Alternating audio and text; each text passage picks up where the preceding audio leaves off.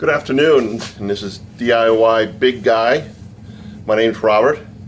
Today I'm going to show you a GPS installation and some of the things that you could do to try to save some money on this installation and the purchase of it.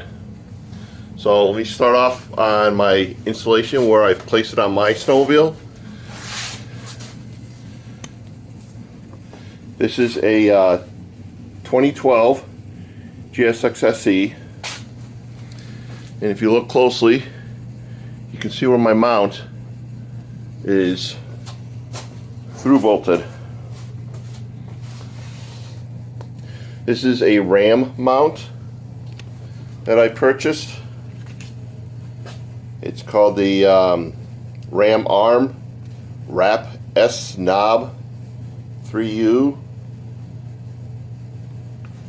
And I use stainless steel nuts and bolts because now I don't have to worry about any rust, corrosion taking place. Why did I choose it to place it on this part of the windshield here down low? Because as you are moving across, say, the lake or a trail well over 50 miles an hour, this does vibrate. So by moving it lower to the base, I'm reducing the chance of vibration. Now between the mount and the windshield there is a piece of rubber that I cut to size and installed between the two so it doesn't scratch the windscreen up should I ever remove this. Okay.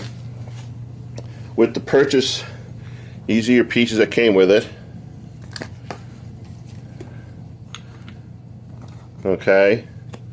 And then I also purchased this. I think the whole thing cost me $40 total, and I purchased it off of eBay.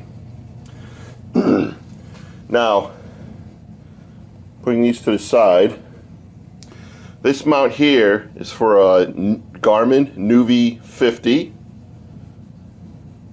and that's important to know. The Garmin that I bought is not a Mount 50, but a Drive 50 refurbished. I picked this up for $60 off of eBay, straight from Garmin. Okay. This Garmin does come with an SD card, but when you have an SD card that has the maps, trail maps on it already, it will not read those trail maps. This is only for storage capacity. So this model here does not read SD cards. If you bought a Mount 50 Garmin, it does read the SD card. Now the difference between a Mount and a Drive, this is an older Mount that I have, but I want you to look at the back, how it's thin, or flat I should say. Okay, the Drive is not. And why is that important? This here does not go into the system that well. So I had to modify the mount in order to accept the Drive. So what I did here is on each corner, you can see I took a Dremel tool, and you can use a file, and I filed the corners away. The reason why is the outside diameter of the Drive 50 is a tad bigger excuse me, than the housing, but in the housing these clips hold on to the Drive 50 Garmin really well. And let me install that and show you.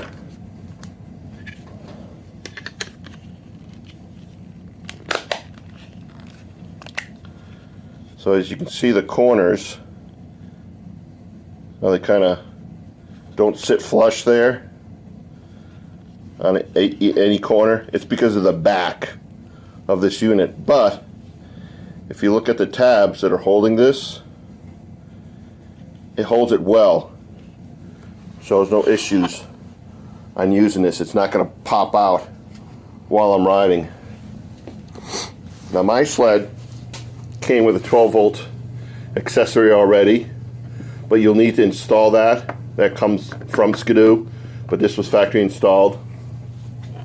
and you don't want to hardwire it in, because one thing to remember is the voltage on snowmobiles are AC, not DC. So this here is either plugged into its own correct plug, so it's running DC, or they hardwired it to the battery, because this does have electric start. Something that's important to know. With this purchase, I also picked up this security knob, as you can see. So when I have it installed, I can take this off, or remove this, and someone cannot try to undo my ram mount. So let me install it so you can see what it looks like.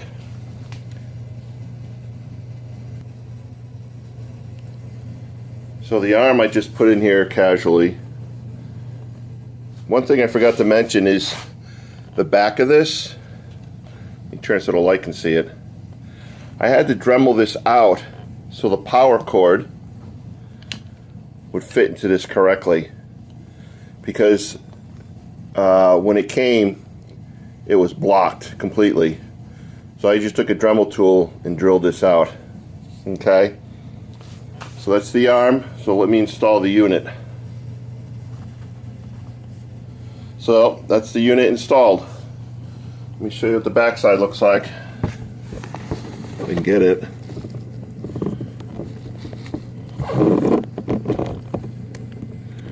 Okay, so this security knob comes right off. So someone now cannot undo it. The wiring I just held on with zip ties.